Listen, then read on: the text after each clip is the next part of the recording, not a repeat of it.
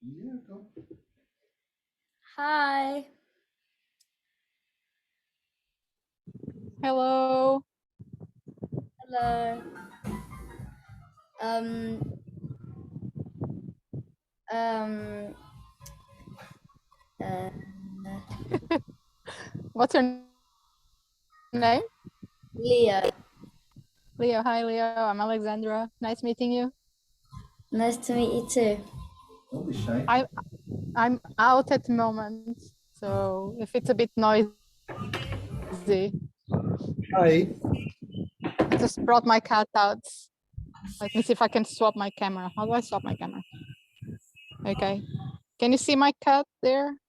Yeah. Yeah. With the cat? Yeah. Is it your cat, We're just Alexander? doing our evening walk.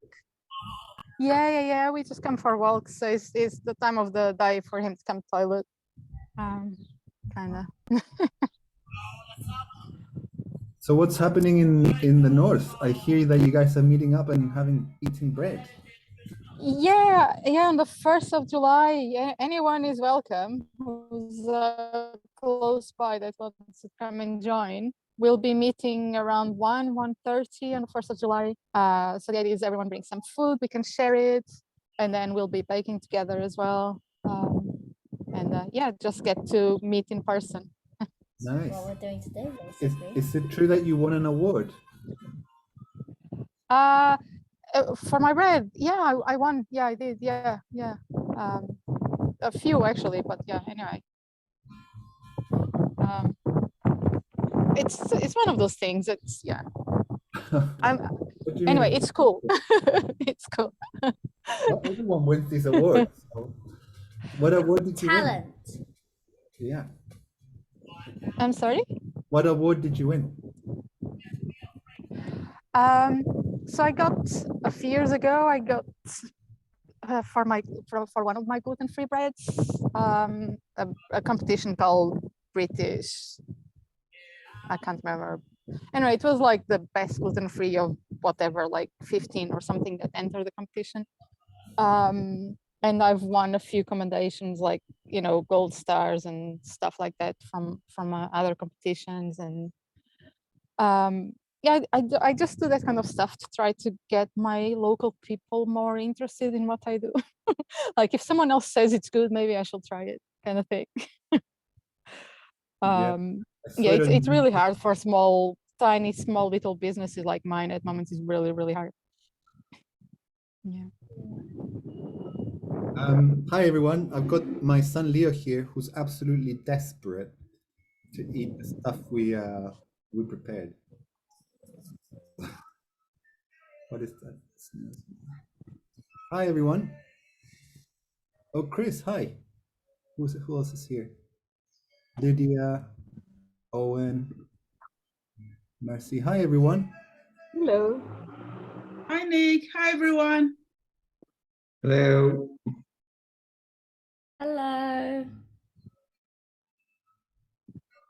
Hiya, from Mexico. Hola Dakota. Hola. Buenos días, hola. So are you guys have you guys got food? Who prepared food? It's already past dinner time. Oh, you're fasting. Like Leo, what can you tell me on what you've got there? Well, today we baked. This is what we're having for dinner. Qué rico. Yo quiero. What's that? Yo quiero. Can you see it? Chocolate cookies? Yeah, for dinner. So I hungry. decided to bake them because yeah, I asked, and we decided we would show them on this last session.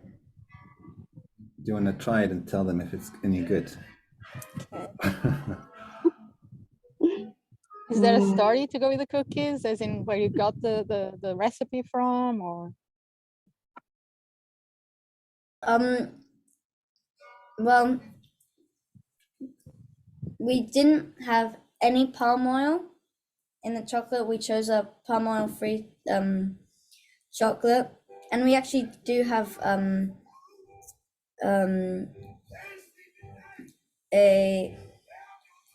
what's What? it called? Guardians. Oh, we've got a guide. Yeah, we have a guide on the website on what supermarkets Mm. have environmental friendly things which don't have palm oil and products which don't have palm oil. So if you want to check that out after the session, you can. It looks delicious. Are they good? Mm, yeah, there's not as good there. Let me try. Can I just add in that rye flour works really, really well for cookies as well. So if you ever want to try it with a different flour instead of using wheat, Mm. rye goes really nice with chocolate and makes really nice cookies and brownies as well. Mm. Chris is agreeing with me, I can see. I'm a baker, so yeah. Okay, cool. I'm a baker as well. Yeah, great. So Where are you based? I'm in Kent. Where are you? I'm in West Yorkshire. Okay. Entonces ahora estoy entre estos dos. Bueno, más bien estoy para ver porque te pasó uno solo. Este cuesta $65. Entonces, puedo pagar por mitad, pero no sé, ¿qué le parece? A ver qué opina. What's that? It's called like interference. Why don't we You're go? asking- Because there's new people that haven't said hello in previous sessions. So maybe we could just go around, and if people have any food or want to show something, Mhm. it doesn't feel so kind of like waiting for someone to speak. Mercy, do you want to start and then pass it around? Say hello and tell us what you Okay. thought, if you're eating something. Hi, everyone. I am Mercy. I'm in West Yorkshire, and I have akara. It's made out of black-eyed peas. So you soak the beans for some minutes, preferably in warm water to remove the husk. And then you blend it until it's smooth and season it with whatever you want to and deep fry it. It's a typical breakfast meal. Usually we'll have it with corn flour. So it's like custard. And it's a delicacy because it takes so much time to prepare, getting the husk of the beans. It can be quite fiddly, but it's really delicious. And I pass on to Chris. Hold on, what is it called again, Mercy? Akara, A-K-R-A, akara. Is it Nigerian? That's Nigerian. I wanted to say southeastern Nigeria, but it's now, it's a staple in the south, the Niger Delta area, but it's also quite common in the West, and it's available all in different parts of Nigeria. And where did you get it from? You use black-eyed beans. Ah. So yeah, I can make it locally. Well, not locally, I can make it at home.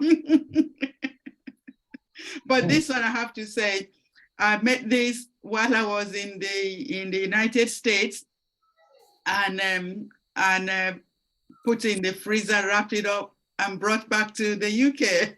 So it just came out of the freezer a few hours ago. Oh, that's great. So that's what it looks like inside. Mm. That's nice. That's a lot Really more yummy. than what we're eating.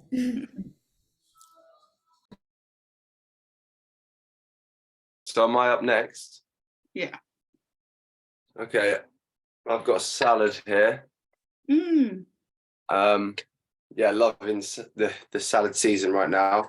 So I've got pasta that's made from British grown spelt. That's from a place called Hodmedods, which they specialize in grains and pulses that are grown mainly in sort of Suffolk, Essex, sort of like the southeast, really. And then there's some watercress, which I foraged. So there's this amazing field, and you walk in and go down a bit, and there's a little creek, and I have to take my shoes and socks off and go down in the water and cut the watercress, and there's little minnows swimming in the river. And yeah, you just get this amazing, delicious watercress. And so I supply restaurants with this stuff as well. So I was going and picking some quantity to send to restaurant, and then I pick some for myself. And then there's carrot, onion, and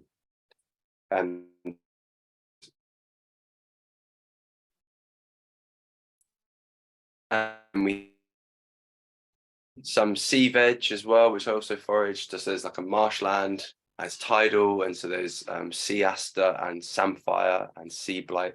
And so I'm really enjoying the abundance of what I can pick at the moment. And yeah, sea arrowgrass, which looks like grass and tastes like coral. So what we're eating at the moment. Can you show it to us, Chris? Well, the sea arrowgrass. Oh, the whole lot. Oh, the whole lot. Yeah. We've eaten some of it already.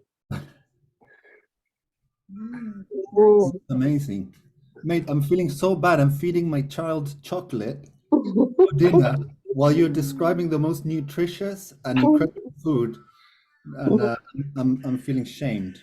No, but it's been quite the journey to get here. You know, I've eaten a lot of bad meals to get to this place. You know, it's and it's not all a movement in the right direction. If I'm busy working and running around, you know, it's not always like this, but it's really nice at the minute. We're in a really good rhythm with it. Does the watercress just grow wildly on the fields? Yeah. So there's watercress and fool's watercress as well, which are both really good edibles, slightly different, like leaf shape and flavor. You have to be careful though, because there's a poisonous plant that grows right in amongst it all. So you really have to be mindful picking every single piece, because you don't want to bring the hemlock water drop with you. Yeah. It's real, like, you know, having your feet in the water and picking it is one of my favorite places to be at the moment. Lovely, yeah. Do you remember there was hemlock in Wales, in the pond? Yeah. You got to really watch out for that one. So is it quite poisonous? What happens if you mistake the two and you get some hemlock? If you eat enough, it's that serious. I mean, there's like only a few plants, wild plants, that would kill you, and that is one of them. But it, you know, if you know the plants well enough, if you know watercress well enough, then it's not a problem. You know, it's so familiar once you know the leaf structure and how it looks, that yeah, it's only when if you take your eyeball and just grab a big handful that you're gonna, you know, have a problem. When are you coming to London, by the way? So the other aspect of the work I do is I work with sailing ships that bring in food from all over the world, and the ship is sailing from Portugal, and it will be at St. Catherine's Dock on Tuesday. So yeah, I'd like to invite anyone in and around or near London to come to St. Catherine's Dock, and we'll be unloading olive oil, almonds, honey, chestnut flour, rice, all produced in Portugal by small scale family farms, and they get a really great share of the sort of sale price, and we sell directly to customers. Is it this Tuesday, Chris? Yeah, it's coming Tuesday, and okay. Tuesday and Wednesday. Yeah. Is it the New Dawn guys? Yeah, so we work with Nudon traders. Yeah, so we're I'm waiting for some stuff from them as well. Cool. great. Yeah, your stuff was probably unloaded in Torquay yesterday. Oh, cool. Yeah, I've got sugar, but some salt as well. I think the salt comes from Portugal as well, isn't it? The salt is from the Moutier in France. Oh, Yeah. it's France. Okay. Yeah. Yeah. Yeah, and the Panela sugar comes all the way from Colombia, sailed Yeah. across the Atlantic Ocean. Yeah. Can't wait to get it. Yeah. Yeah, that Panela is amazing. Yeah, it's really good. And Chris, what happens on Tuesday and Wednesday if we wanted to come down? Do you need like a hand with doing stuff, or is it more like a public thing that people go and? You can get involved however you want. You can come on board, meet the crew. You can help us unload.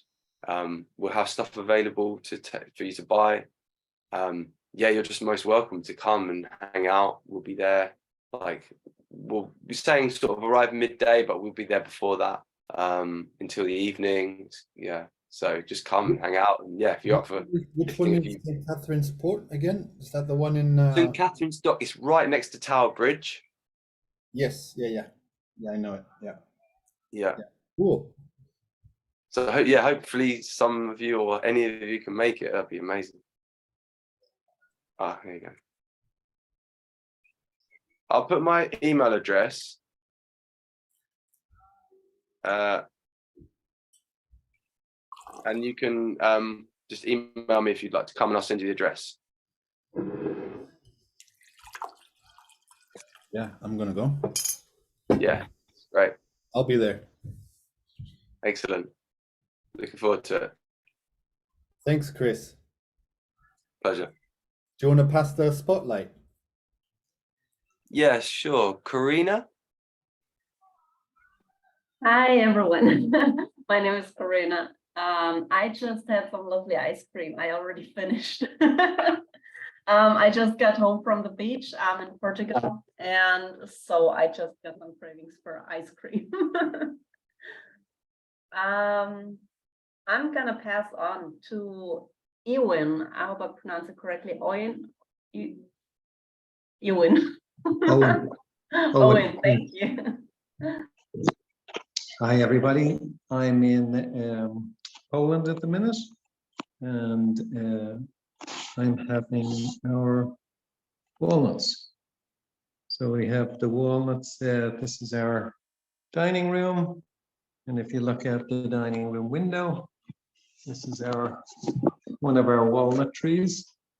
And you can see there's some walnuts on it. If you look now, you'll see there's baby walnuts growing on the trees.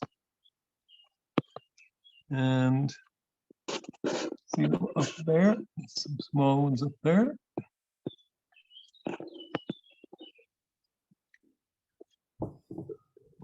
So the ones that we're eating now, they were picked last year, and so that tree that we just looked at, we got about 50 kilos of walnuts from the tree, and they taste beautiful, very nice. So we have strawberries in the garden as well. They're beautiful too. So, but I've eaten the ones that are ready now. So, so really nice time of the year to get lots of fresh fruit and vegetables. I'll pass it to Roberto. Oh, in one sec.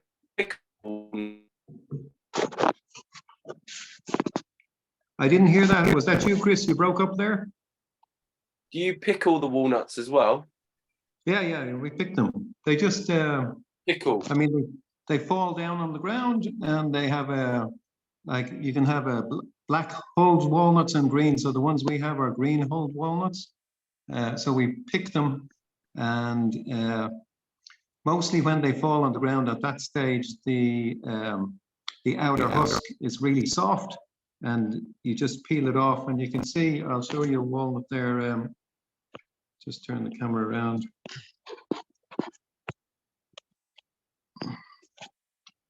Let's see. Get this thing going.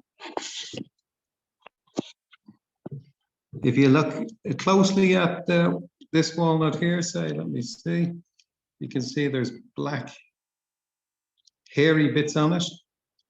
So the black hairy bits are the, keep that still for a second.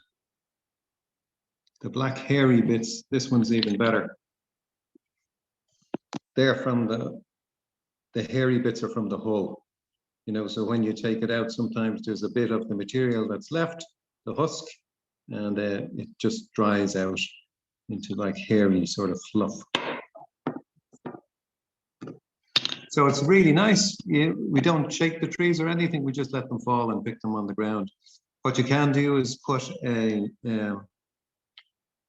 piece of canvas or something on the ground and just shake the leaves, shake the branches, and that's another way of getting them off. But usually here we get storms and wild weather, so that pushes them down quick enough, and then you know that they were ready by nature.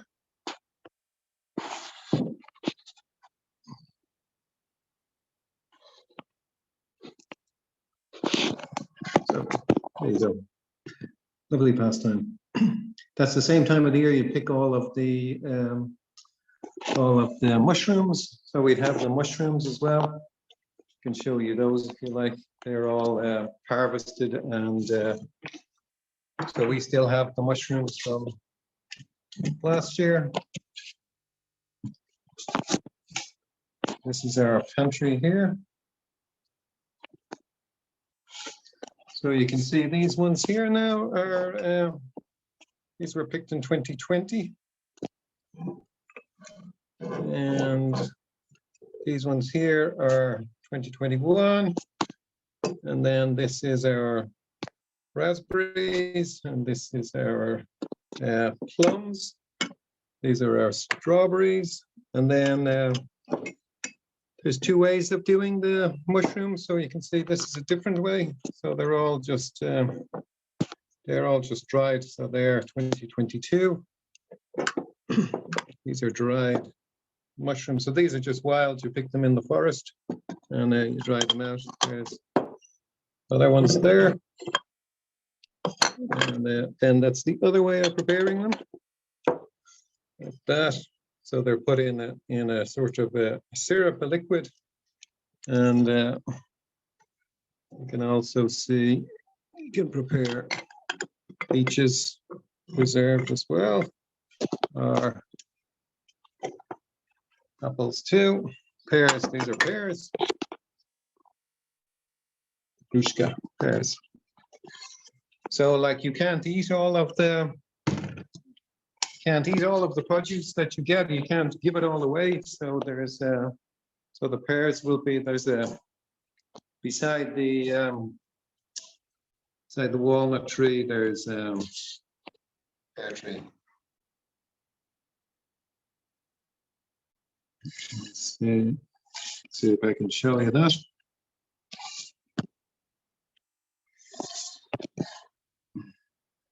That's there's a pear tree out there, and there's a cherry tree, and there's more pears and cherries down there and further down. So that's amazing abundance of nature.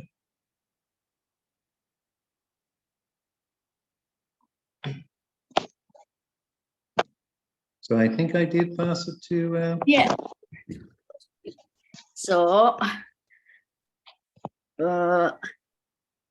this is what I'm eating.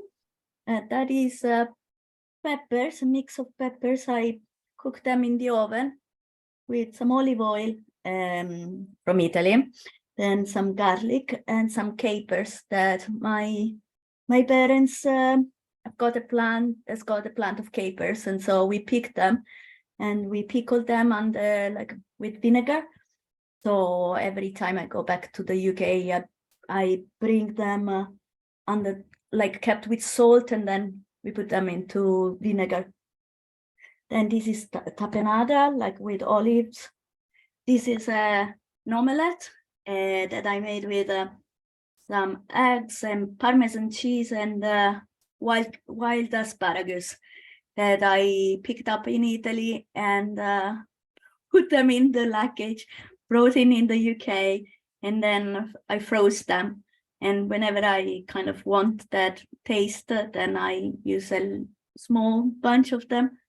Then some yogurt with cucumber, olive oil, some salt, and some fruit for later, strawberries, yeah, some blueberries. And this is some jam from Italy that is oranges and oh, what's the English name for cannella? Is cinnamon. Yeah, cinnamon. It's good mix. I like bringing some spices from Italy and some like things we used to kind of grow. I also make my own pasta, Chris, like you do. Yeah, some pasta from the south of Italy. It's called orecchiette, macaroni. Once I was stopped at the airport because I was bringing like the the stick, like the yeah, metallic kind of stick you used to make that pasta, and I had to explain what was that about. It's fun. Yeah, while the orecchiette, you just need flour, water, and the knife. So it's really easy, low kind of material that you have to use. So it's quite easy to make. Yeah. So that's me, and some bread. Easy, but quite nice.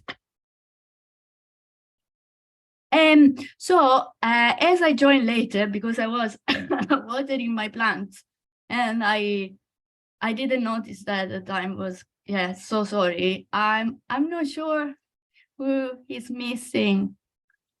Could you help me?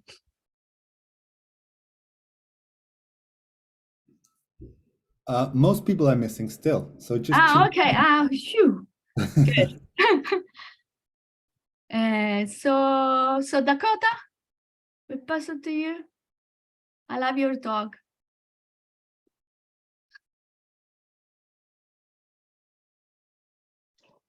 Me estoy buscando.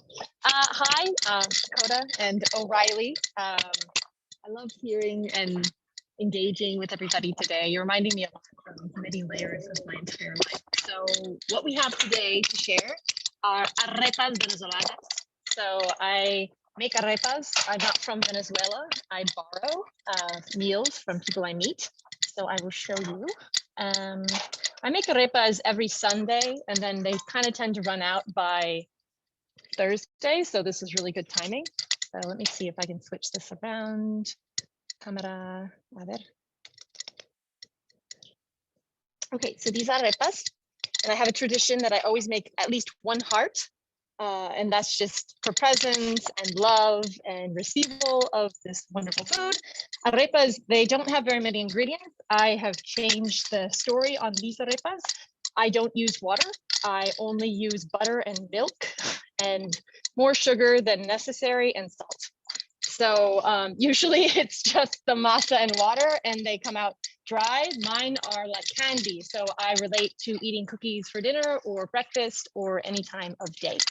And then I also made beans as well, just regular pinto beans to eat with them and more butter. That's kind of the baseline rule. There needs to be not enough butter always. My dog, he's the butter and cheese king, so he already ate all the cheese. I don't have any more cheese for the arepas, but I do have more butter. So I'm actually having imported butter. A friend brought to me Kerrygold, so it makes me miss my Ireland home, which I've borrowed many foods from when I was in Ireland.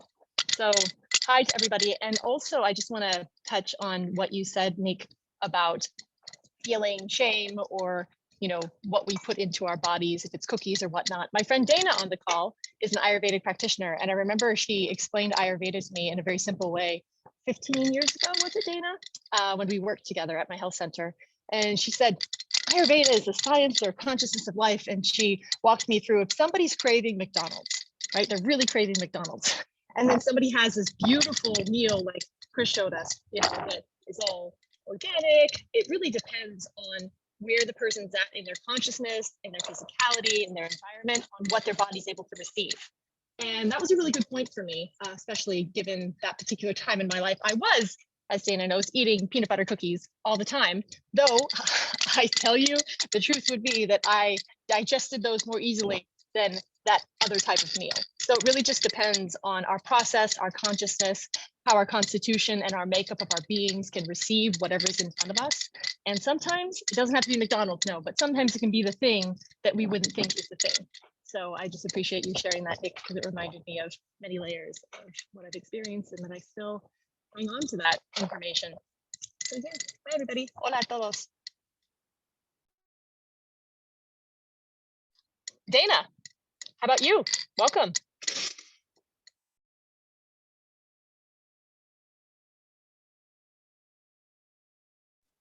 Hi, good morning. I haven't gotten to like spend as much time with everybody as you guys all have. I joined pretty late. I was here for part of the Ayurveda one, and then I got to join yesterday. So it's nice to see and meet all of you guys. I, for breakfast, I usually have a lot of drinks.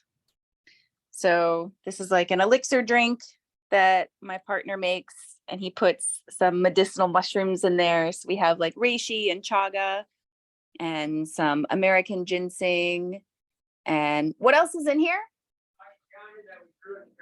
We have some ashwagandha that we grew from the garden, which has been amazing. Some local wild crafted reishi that we harvested from the forest. Astragalus. And then we add cacao. And what was that? Shilajit, which he actually got the Shilajit when he was were you in Nepal? So there's Shilajit is like a exudate that comes from the rocks. It kind of like seeps up out of the rocks in the Himalaya mountains. And it's a really highly mineralized like rock. I'll show you guys. Hold on. It's really cool, actually. It's this strong mineral pitch. Do you know where is the Shilajit? It's Roxy. It's Roxy. Yeah, sure. So it's like it smells a little bit like turpentine almost. And the modern Shilajit, they get it and they purify it in this very simplistic way, and it's done in a day. But the traditional way is cured in the sun over like 100 days, I think. And we found this person who was offering Shilajit cured in the traditional way. So that was really cool. So that's in there. This is our brew. And then we add cacao and a little bit of like pu'er tea, which is really nice. And then, yeah, I got some strawberries from the garden. We're drinking some pu'er tea on the side. And then for breakfast, I'm having oats with an apple chopped up and some walnuts and raisins, a little bit of walnut oil. And the oats and the walnuts and the raisins all come from this local company that sources really beautiful foodstuffs locally and sells and delivers locally. I really appreciate them. So yeah. Where are you, Dana? Where are you I'm in located? Eugene. I'm in Eugene, Oregon. Yeah. And I don't know, you guys are showing off gardens. I feel so proud of the gardens here. So I'll show you our garden. Jimmy takes amazing care of them. We got all kinds of herbs and some fig trees and some clary sage and some elecampane and some valerian and some comfrey and kale and so many things. I can't even name them all. You guys can see we got all kinds of cool stuff growing here that I'm just like, yeah, it's pretty awesome to get to be a part of this. And the other day, actually, I've been getting to know this oregano plant really well, and I've been eating the tops off of it. And we were on a hike the other day. We went to go look for some plants that we actually didn't have access to. But on the middle of this, really remote trail, I was like, that looks like oregano. And I plucked a piece off and I was like, that smells like oregano. And I accidentally stumbled and recognized wild oregano, which I thought was really cool. I think it's kind of a fun thing to get to know a plant like that. So yeah, that is breakfast here. And it's really nice to meet all of you guys.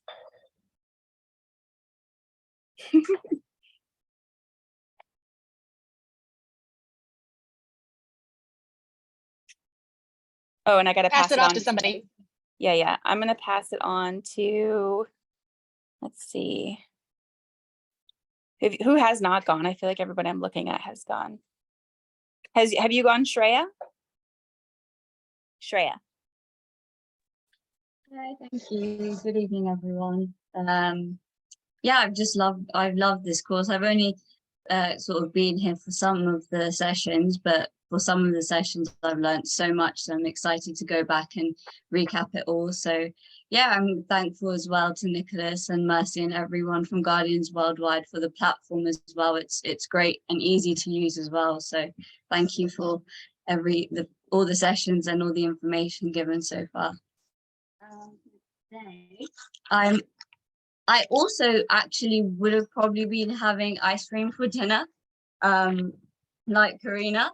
So I'd like to know what flavor ice cream you'd be having, but I'm actually having chapatis and a combination of 5 different lentils, if you can see. Gone on my laptop. Sorry, 1 second. Yeah, sorry. Yeah, combination of 5 different lentils, pretty Ayurvedic recipe that my mom's made for me. So that's what I'm currently having for dinner. So yeah, just coming back to food consciousness, just cutting out a lot of processed foods, and being a student right now, it's pretty easy to just eat out and eat quick meals and things like that. But sticking to mom's recipes definitely helps and heals the body and the world. So thank you for everyone listening. I will pass it on to Shreya, Chris is asking where you are. Oh, sorry. I'm in Birmingham in England. England. Hiya. I wish I could come down to London. Otherwise, I definitely would have been at the docks 100%. But yeah, next time if I'm down, I'll definitely keep a lookout for your information. And actually, I was in Portugal for my study abroad, but because of COVID, I came back much earlier than expected, so I didn't get to enjoy the local produce of Portugal. So definitely will. Sorry, lost my train of thought there. Just a bit nervous talking. Yeah, definitely would love to try all your stuff. So yeah. Sorry, I have to pass it on, don't I? Have Maria? Have you gone? Thank you very much. And like you, thank you to all the organizers. It's been wonderful. I haven't been able to join all of the sections as well, but I'm really very thankful for what I have heard and share, and look forward to see the repeat. And I was having a cake, but it's eaten now. It's too late. It was rhubarb. Oh, wait a minute. Is it? Oh. Is this the empty plate? Sorry, it was rhubarb, and I made it myself as a cake. It's a kind of a vegetable, long vegetable that grows here in Denmark, and then you can just cook it and make different kinds of cakes with it. And I couldn't resist, so that was kind of my my food share. But thank you very much. I wish I could go to London to that forest. Sounds really amazing. Thank you for invitation, Chris. We feel all warm in our heart, like we could join. Right, and I'll pass it to, who else? I mean, I'm not the last one. I suppose Karina was already. Nikki, or Karina, or Nikki, or Lydia, one of the 3 that are not cannot be seen. Are you there? Nikki, floor is yours. I'm here, I'm listening, but I'm not cooking anything, sorry. I missed the beginning.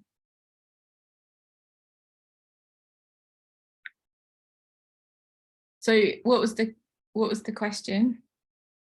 So we were sharing food and saying what we are eating now, but not formality. Maybe you can say what you have eaten or what you will eat. Yes. or or any food you like, or Name anything and you food would you're like to eating. share. Yeah, I'm on this really intense dance training, and so it's been a real struggle to get here. So I'm sorry, I've made all of them except today, but I really wanted to just kind of listen at least. Well, in the morning I have like porridge with all kinds of seeds and nuts and apples and fruit and all kinds of beautiful like green spirulina and things mixed in, and honey, and I love it. And lunch I eat like root vegetables, you know, sweet potato. You know, I am in London actually. Hi Nick, I'm in London. I'm in Highgate. So I am limited to supermarkets, and the health food shop's fridge broke, so he didn't have anything really that wasn't melting. So I had you know, lots of nice seeds and nuts and some veggie tofu, and I'm really appreciating the connection with my food, and even, you know, everything, even if I have some seeds that come out of like an apple, instead of, you know, like sometimes you're in a rush and you have to throw them away, I just can't do that anymore. So I carry them, and then if I go to the park I sprinkle them. And I think someone was talking about how the seeds, they traveled with the seeds of apple tree or something, and they took them all over the world or whatever, and each tree is unique and different. So I can't throw anything away anymore. Like, it has to go to the park, not just in the compost bin, but it has to go somewhere where it can be used. So yeah.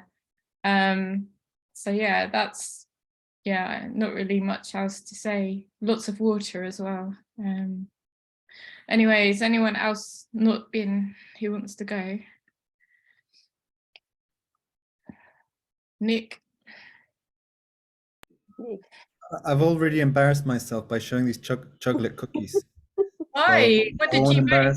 I baked these chocolate cookies. I'll I show want them. to see. At least look, he made an effort. Can you see them?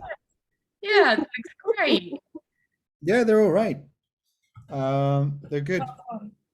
And I just want to say, Nick, thank you so much for bringing this together. And I know it can't be easy to keep, you know, you must have like things going on, and you have to do the Zoom each week. So thank you for holding the space for us so beautifully. It's a pleasure. I do it because I enjoy it. I enjoy listening and sharing, and I love learning like this. You know, even in this session, I've learned so much. And I don't know about you, but I feel like I'll remember this a lot more than if information is just kind of put into my brain. It goes one ear and comes out the other. Whereas in this way, when you learn with the heart, I think you can learn a lot more. Lydia, you haven't come forth. Where are you and what are you eating?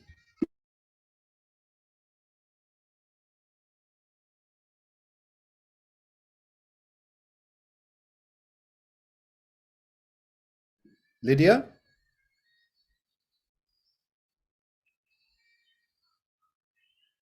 Maybe she's gone out. Alexandra, you're back. Are you eating now?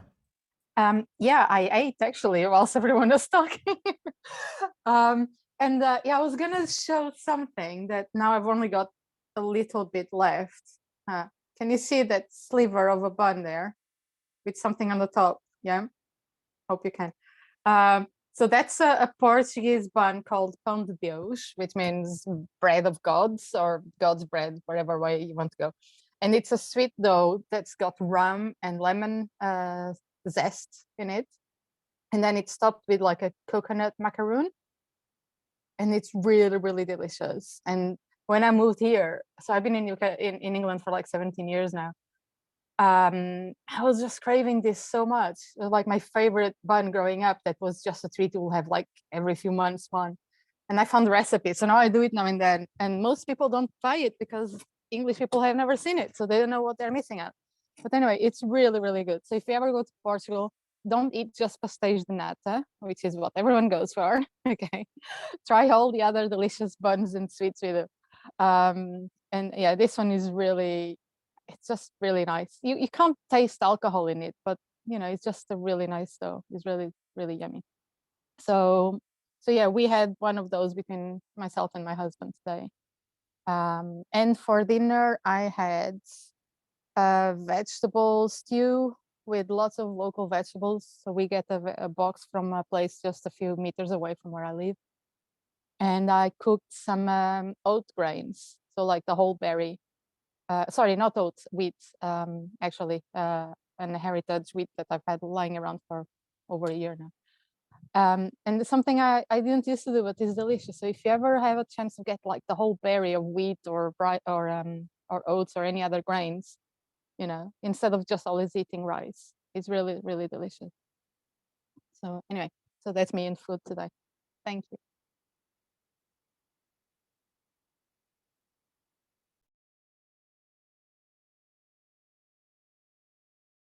Has everyone spoken now? Do I need to pass? Oh, Leonard, Leonard, do you want to tell us what you've been eating today?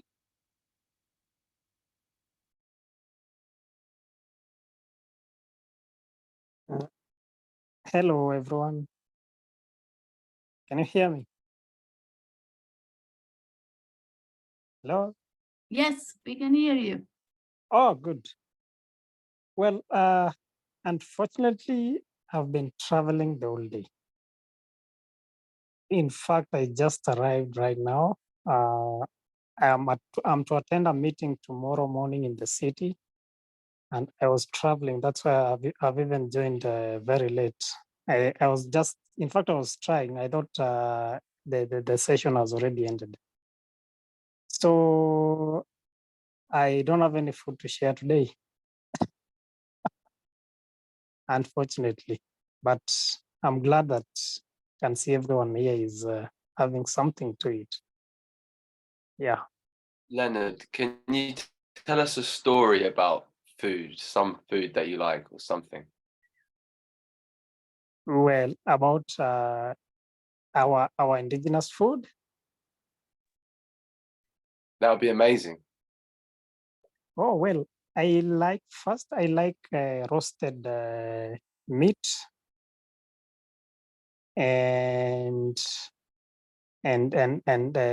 ground beef, honey, the liquid one, the kind that I shared sometimes back during my session. I shot a video about how we get the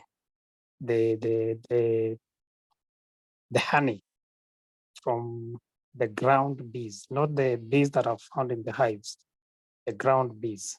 So I love that one because it's really sweet, very, very sweet. I wish could have a taste of it.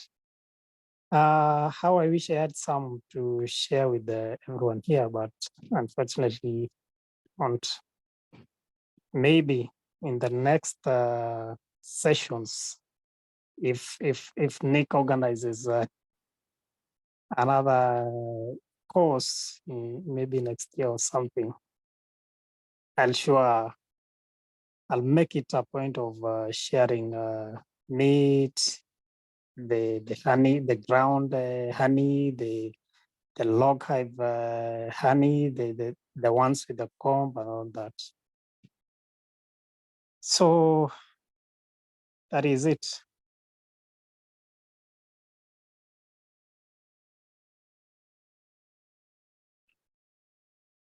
What did you eat today, Leonard? For today, Yes. I ate in a restaurant. I ate some rice, actually, which it's not our food, but it's what is available. So I ate some rice and beans. What is your staple food usually if it's not rice, or traditionally? What's your traditional staple food if not rice? Our staple food is wild meat and honey. Right. Yes. And smashed stinging nettle. Whoa. Yes. I love stinging nettles. I eat them You should- too. You should come to Mao, and have you tried the smashed one? No, tell me the recipe. There is no recipe. Just boil the nettle as it is for about 20 minutes, and then you drain the water and you smash it, and then it's ready for eating. Delicious. As simple as that. Yeah. I want to suggest that before we finish today, we all share our favorite moment of the course. I think like a kind of dessert this meal, it would be nice just to get a sense of what people enjoyed the most. And if I may start, I just want to share two things that happened yesterday that are my favorite in this course, which were really, really sweet. One was that when I was doing the session and I asked everyone to suck their thumb, and people were sucking their thumbs to taste themselves. It was just gorgeous to see all of you sucking your thumbs with your eyes closed and tasting your own bodies. And then when I asked you to say what you tasted like, Owen said my childhood, and I thought that was just so beautiful. And I've been the whole day thinking about, how we start life sucking our thumbs. My first son, the first picture I saw of him in his mom's belly, he was actually Leo. It was Leo. He was sucking his thumb. So it just made me think how our thumb is like our first food, our first taste, our first sense of a palate. And that was such a brilliant moment yesterday. So thanks, Owen. It was such a gorgeous, poetic thing. And then this morning I was downstairs in my garden, and it's full of daisies. And yesterday I talked about daisies, and there was all these daisies, and everything I said, which I just said it, I just say things without thinking. But then I realized that what I said is real. They were there, all these eyes, all of them facing the sun, totally conscious of the sun, these daisies. And suddenly a hoverfly stands right in front of me and starts eating the nectar of the daisy, and I spent 10 minutes watching this hoverfly eating the daisies. And it was just so gorgeous what this little creature was doing. And I could see, because it was so up close, how its proboscis was eating and sucking the nectar from the flower, and how the flower was sort of providing like a place where it could rest and the interaction. And it was just so simple, but it was so powerful, this sense of interconnection between this hoverfly, the daisy, and the sun, and how this idea that we've been talking about, food is the currency of life, right there in a simple little kind of interaction between a hoverfly, a daisy, and the sun. Anyway, those were my two favorite moments of the course. And also I've enjoyed meeting all my friends. These are, I mean, so dear, the friendships that are behind the Guardians. And that's always special to meet Camilo again, Leonard, Tawana, Vandana. The friendship is always so precious. So I just wanted to share my favorite moments. And I'll pass it on. Karina, what were your favorite moments? Well, my favorite moments were actually also like the ones with movement in it. Like I was remembering the thumb sucking thing today. Like I enjoyed that too, like because it really made me like aware of like how I'm food. Like this really stuck with me, and this just shows like when you move, when you use your body, it just sticks more with you, whatever you learned. And I also remembered like the session where we danced like with the village in Brazil. That was also like a fun moment. But in total, I really appreciate like this community atmosphere here. It's like, I mean, even if we haven't met in person, it feels like such a trusted community in such a short time, actually. And this is really special to me. And I really, really appreciate that and want to thank everybody for contributing to creating like this beautiful atmosphere we have here. Thank you so much.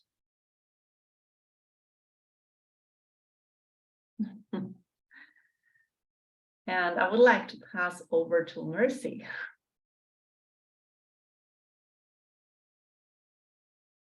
Yeah. Before I share my favorite moment, I want to share a food story. One of my favorite food is injera, the Ethiopian flat bread. I think it's also eaten in Eritrea and I think part of Sudan. And I remember the first time I had it in Addis Ababa in a hut in the outskirts of Addis Ababa, and they had this big injera, and we all sat around and they just had all the side dishes to go with it, and it was just sitting around on the mat and tearing pieces of injera and eating. And I got to like injera so much I used to have it at breakfast.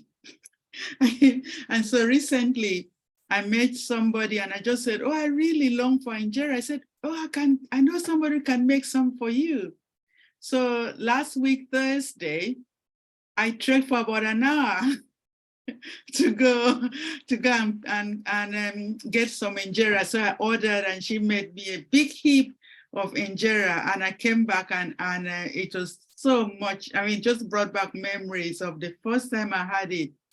And part of it was to do with this course, because talking about food consciousness, it just reminded me of that experience of eating something that was so different, so strange in a way to anything I'd eaten before.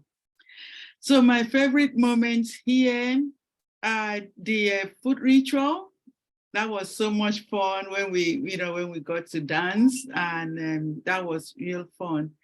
That stands out because it evoked memories of a trip that Nick and I made to Chad Republic, where they brought the fish. I remember I ordered tilapia, and it was a huge fish. I just like, wow, is that for me? And the fact that it came not too far away from where we were, from the Lake Chad, and we had sessions about what was happening to Lake Chad, the impact of climate change. And so that food ritual just brought back memories of that trip. And that was something that I remember.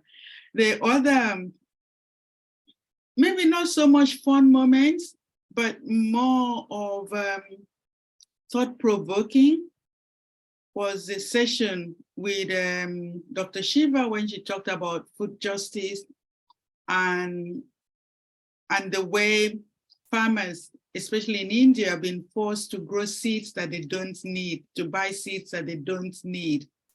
That was, it got me thinking about so many things happening and the injustices in our world, that somehow the people are in a very vulnerable position.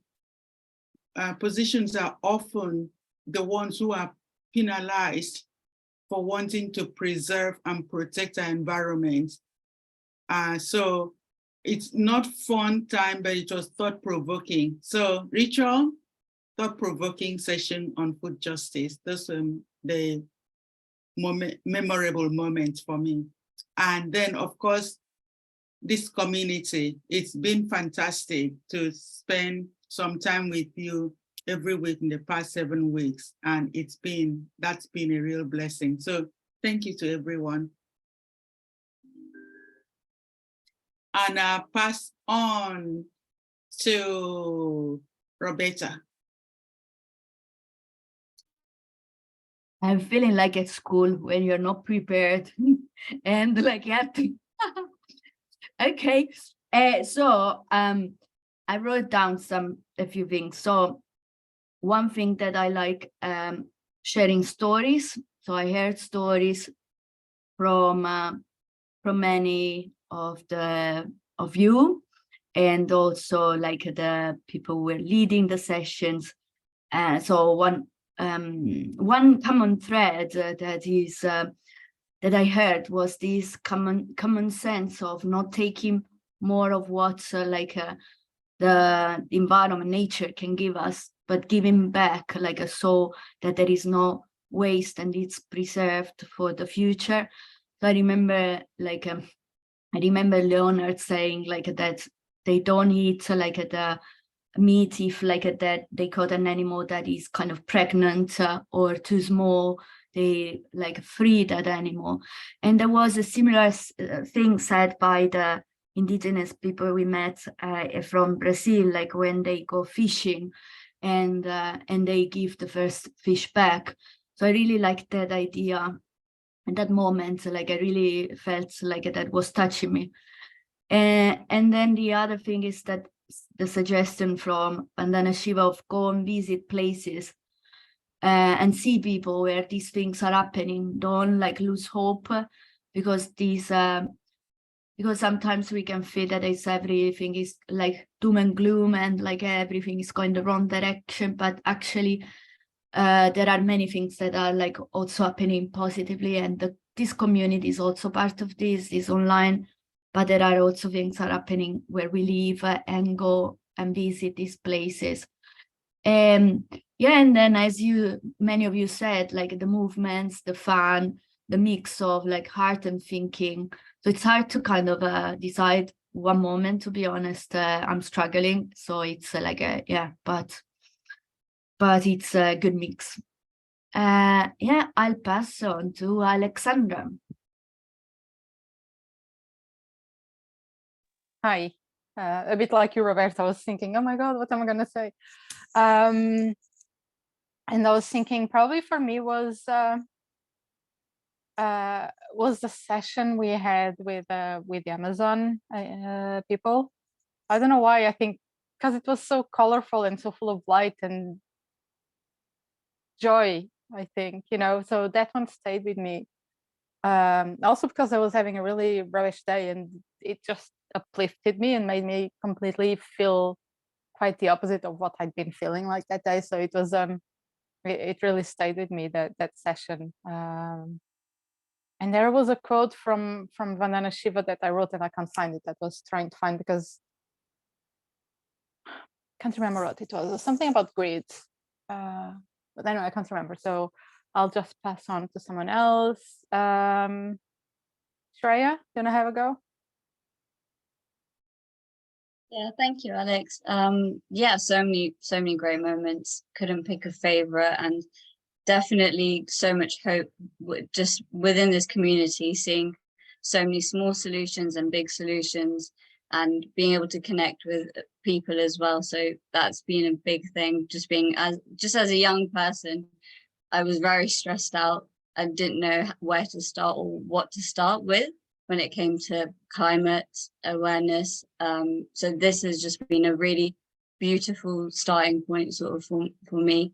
And I think one of my favorite moments, two of my favorite moments was Leonard sort of talking about how the bees also, when they sting us, we're also healing as well through the pain, and when our pores open up, and we're also, and through Nicholas, when we were doing the breath work as well, when we breathe out, we are giving out food as well. So that concept was really beautiful and thought-provoking, that we are constantly beings and we are also constantly giving out some sort of food.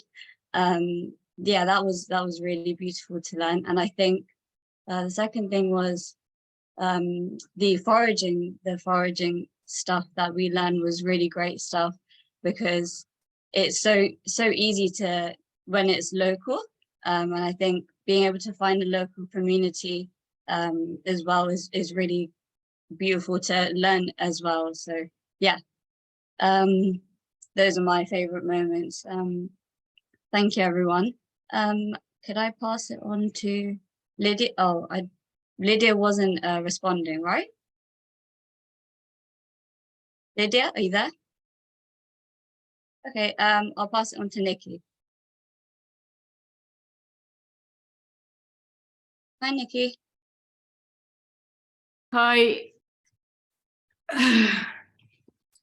I'm here. Well, I think the overall favorite is that it's like putting us all back into connection with nature. You know, like sometimes there's been a sense that humans are like an aberration or a bacteria or, you know, but actually, you know, the thing about the breath, you know, it's like we have our part, we're connected, we are like a forest, we have value, we give. And I think it's just an overall impression from the course. And I think it's quite overwhelming sometimes with all you can focus on a lot of the negatives. But actually, I think the healing thing to do is to focus on the positives, because that makes people want to connect and want to change and want to make a difference and, you know, want to tidy up their local bit of community. And I really think that helps people to be able to manage what they're dealing with. That's my feeling. And loved, Vandana was a force of nature. I mean, what's she like without a cold? She's just a force of nature. I mean, yeah, I mean everything. And Leonard and the bees, who couldn't love Leonard? Yeah, there's you know, many things that I love about this course, but they're some of my highlights. And Nick, of course, who couldn't love Nick? I'm going to pass it on to Chris Foster. Thanks. I'm really behind. I'm just catching up. So I haven't probably done as many sessions as everyone, but yeah, like Vandana Shiva, whenever she speaks, is always time to listen. And I'm really, yeah, grateful for the first one.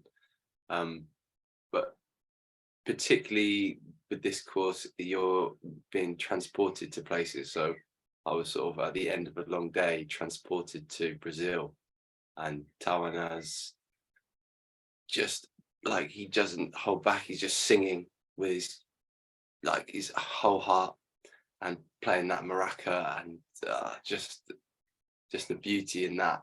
It just he's almost like he can't wait to start singing again. And that's something I've really, you know, finding really inspiring, because I'd maybe be a bit nervous or to express myself in that way, but he's just giving that gratitude and just expressing himself the fullest heart. And well, that's an incredible thing to kind of, and to be transported digitally to where he is, like, it's, yeah, it's amazing. Owen, you can speak next, that'd be great, thank you.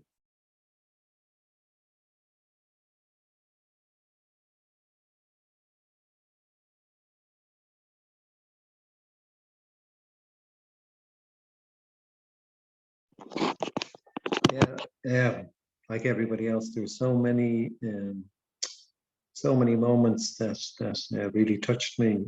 I don't know that I can pick one. There were definitely a couple. So I think Mercy, I really loved when she was talking about Uncle Ken, you know, because of the connection with Chelsea, you know, and his poem, "The Dance Your Anger and Your Joy, Dance the Guns to Silence, Dance, Dance, Dance," you know, so. And that her personal connection to him, and just hearing about how he was as a human being. Obviously, we'd met his brother. He'd come over to Ireland for the Shell to Sea campaign, but just to hear somebody who knew him as just another human being was really beautiful. And I think I loved the bee sting. I really loved that. Trained as a doctor of traditional Chinese medicine, acupuncture, and they used to tell us that how they figured out where the acupuncture points were to put in the needles was that people were hit by arrows, you know, and maybe they had a dodgy shoulder that was very painful, and then after they got the arrow taken out, the pain went away, and they just mapped this on the body. And so when we were talking about the bees and the mosquitoes, you know, I was back in my acupuncture thing saying, yes, of course, we're being treated and we're being healed. And how do the mosquitoes select which acupuncture point to balance? So I thought that was a really lovely thing. And I think the third one was the thumb sucking one, because my thumb I have two special thumbs, in that when I was born in the womb, my hands were like this. So when I was born, my hands were still tied like this, and they were wondering would I ever open my hands, but eventually I opened my hands, and when I opened my hands, there's a little space between here because I had held my thumbs like this throughout the pregnancy. And then if you look, you can see I have an extra bone. So there's an extra little bone in here from my thumb being bent. So I think even sucking my thumb, it doesn't only bring me to childhood. I think it actually brings me back into the womb, which is really, really beautiful. You know? So very, very special moments.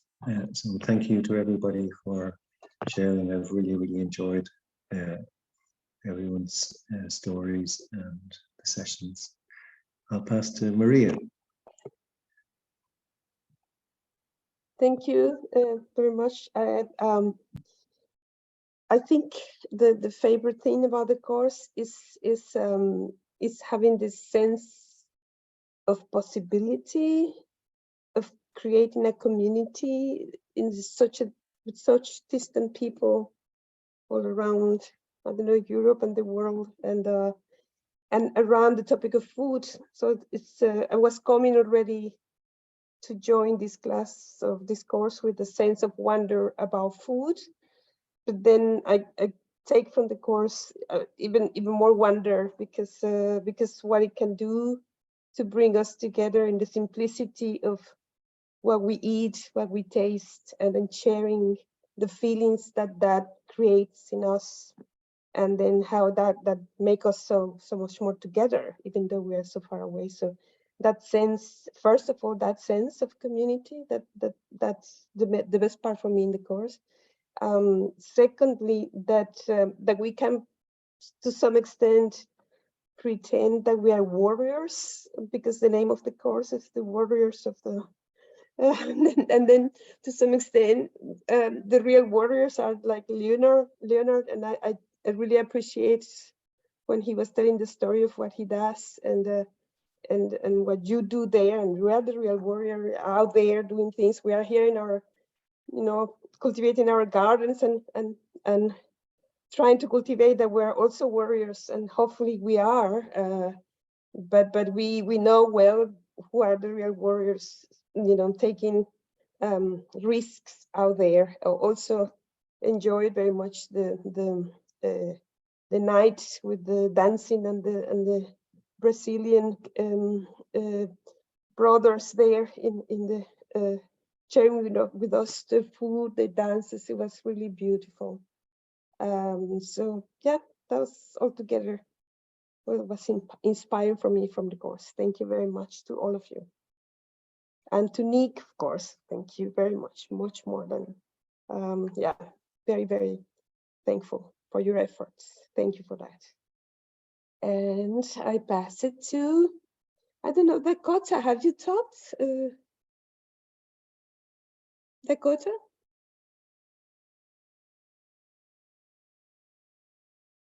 You have to unmute yourself.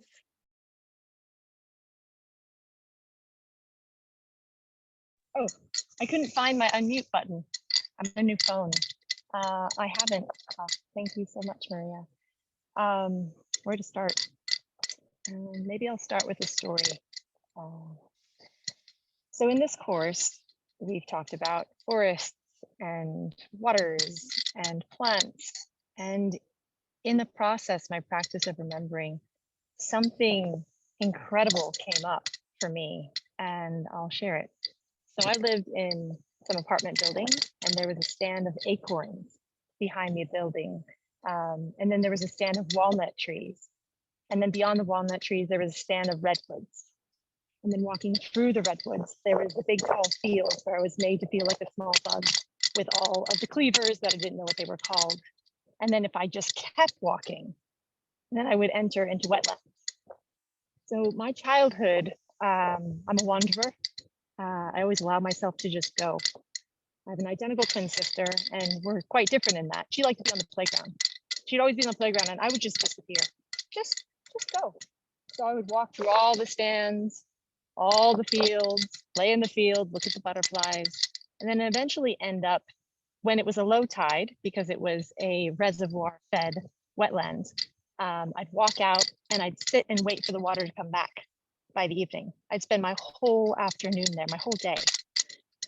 And that memory came up in this course and I started crying.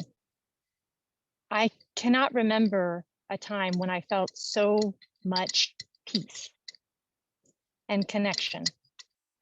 And that action that I did for myself, many times I got in trouble because I didn't tell my mom where I was going. I just said I was going for a walk. And I come back one time, the police were at my house. She was looking for me, but I knew right where I needed to be. I had conversations with the tadpoles and the butterflies and all the bees and just the deepest peace. And I'm 40 and I have done a few things in my life, and that feeling, that deep peace has come back full force just from receiving a link to this course. We never know what action will make what difference or impact. I didn't know what to expect food consciousness. All I did was receive a link. But what I did, I received the deepest link to maybe my entire soul because that peace now is with me. And also in the course, the favorite part, I've mentioned every conversation's a prayer, but where these conversations take us, maybe I don't speak up much here, I'm a slower processor, though my mother watched the video from yesterday. And the response that I received, we both cried. It's exactly what she didn't know she needed and what we need as far as connection. So the extension of this course, it goes beyond just here. And I'm so grateful to be here and share with everybody in this space. Thank you, Nick. Thank you, everyone.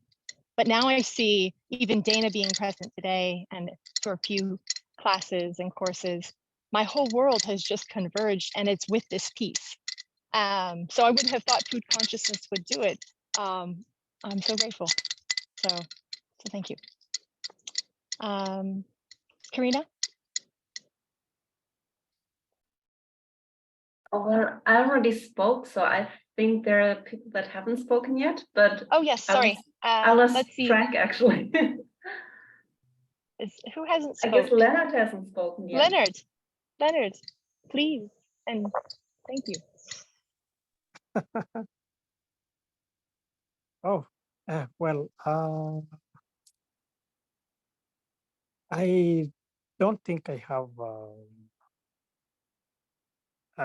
any specifics to talk about, but all I can say is that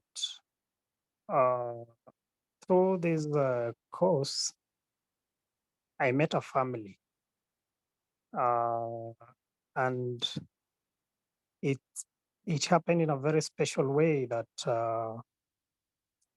I met a family on a special day that was my birthday. That was 24th May. So when I was born, I don't know who was there when I was born, besides my mom, of course. But now, this special day of 24th of May, when I had my session here, when I took the participants through the Ogiek history about Mao, about honey and everything.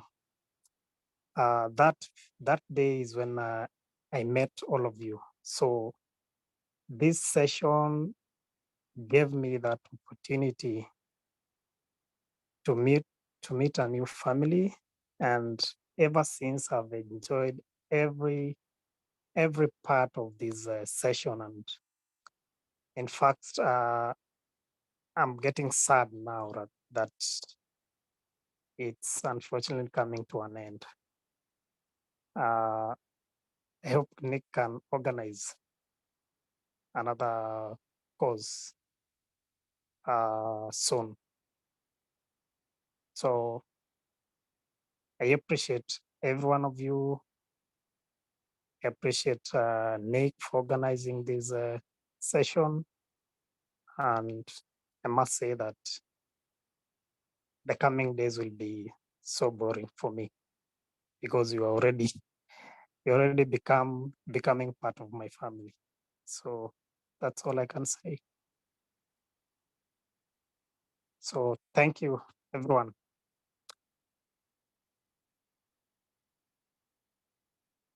I don't know that everybody else has spoken. Maybe Nick could help me there, give directions. Thank you. No, I don't. I can't give directions. All I can give is gratitude. Yeah, it's a very sweet moment, a very tender moment. I wrote something recently. I'm trying to co-write a book with Leonard about some of the experiences that we are going through and the projects that we're doing, and one of them is this course. And it just came out, this text that I wrote about tender moments. And this is one of them, a tender moment. There's so much tenderness in this moment in time, and it's a moment that we're tendering, we're nurturing it because all of you are pouring your love into it. And wouldn't be great if life was just a long string, a necklace of these tender moments. So thank you for your tenderness, your vulnerabilities, and your love, because in the face of some of the really hard things that we've heard, life becomes not only sort of something that we can survive, but something that we can enjoy and dance to. So I really love this kind of swaying and dancing space that we've created. It's very tender. And yeah, I'm gonna miss it too, but yeah, we always do courses. The courses are always coming. We've got one already in the pipeline. I'm not gonna tell you what it's about. Secret. You just have to wait and you'll find out. We have lots of projects and lots of things happening. So if you're okay, you know, I will share all this stuff in the mailing list, and you'll hear from us and you will know what we're doing. But I feel the gratitude. A billion times people have said thank you, Nick. So it's a bit like overwhelming to hear so many people say thank you, Nick. And I mean it very sincerely. I don't feel like anyone needs to say thank you, because I'm getting more from you than I'm probably giving to anybody else. You're all very beautiful, sensitive, receptive people. And yesterday when I was talking about receiving, I was also thinking, well, receiving and receptiveness, I mean, are they the same word? I don't know, but the level of receptiveness that there is here, you're all like those daisies that are so receptive to the sun, capturing so much of what's being said, of what's being felt. And it feels like this really strong feeling of receptiveness. And I thank you for that. I feel really blessed. You're right? My son is kind of here wanting to say something. So thank you so much, everybody. I don't know what else to say. Maybe finish with a story. Maybe someone can finish. Usually I finish with a song, but I watched last time I sang in a course, and then I thought, oh my God, never ever do that again, Nick. So Nick, before we finish, Dakota wants to say something. Okay, Dakota, why didn't you finish us off with a story or something? You mentioned blessed. So I stepped out for a couple of minutes. You may not have noticed. I got stung by a bee, and I just can't not say that. And I'm hyper allergic to bees. So I stepped in, I said my thank yous, presents, and I stabbed myself with my EpiPen and then came back. the process was different because I do have this piece that I just shared that I have. My breath is different. People notice my breath is different and I notice myself. And so it was really beautiful to just walk on in the kitchen, grab the EpiPen, say thank you, stab myself in the thigh, come on back, sit down and share with everyone food and connection and love. And in my form, a heart in the shape of an arepa. And then thank the bee. And actually it's in Maya. So if Lydia is here, she's newer to Merida. We're both in Merida and we're going to meet soon, which is so exciting when she comes back to Merida next week. But in Maya, I'd say like in cheek. So in my armpit here is where it stung me. And it hurts so much, but that pain, just like yin and yang, also, Owen, I also am a Chinese medicine practitioner. So I didn't know that about you, very cool. But yeah, I mean, it's all connected and it's not separate, and the blessings and the goodness that is so palpable came to all of us through this stinging of the bee. So I'm so grateful. It hurts, but everything's temporary, right? So I like the hurt, just like somebody mentioned about the cleavers or stinging nettle, not cleavers. I'm stuck on cleavers because I didn't know what they were called, if that's what they're called, stinging nettles. And so, yeah, I feel alive and I'm gonna get in the pool and calm down the inflammation and in my soul, though I just already feel that peace and that calmness. So thank you to bees. Thank you to Leonard for reminding us about the deep inherent connection that we have with a being that is not us, right? And the teachings that those beings always have that are ever present, and it's just up to us to receive. Thank you. So thank you.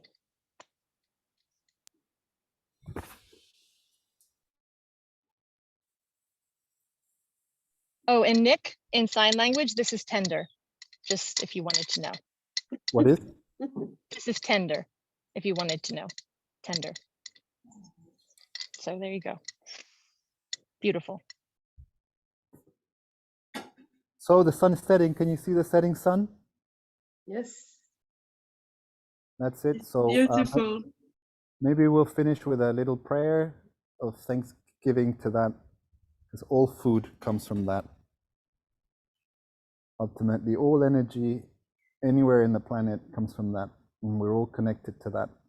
So wherever you are in the world, if it's daylight, you will see the same sun that I'm seeing now. My sun is fading in the London skyline.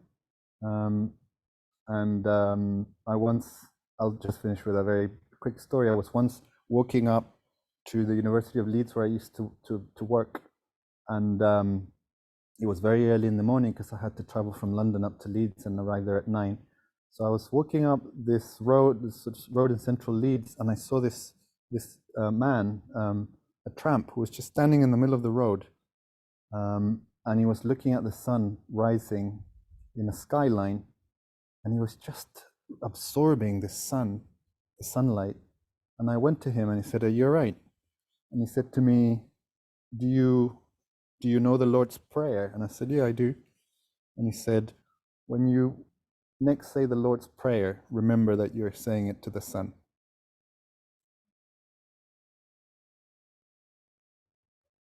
I'm not going to say the Lord's Prayer, but you all know it.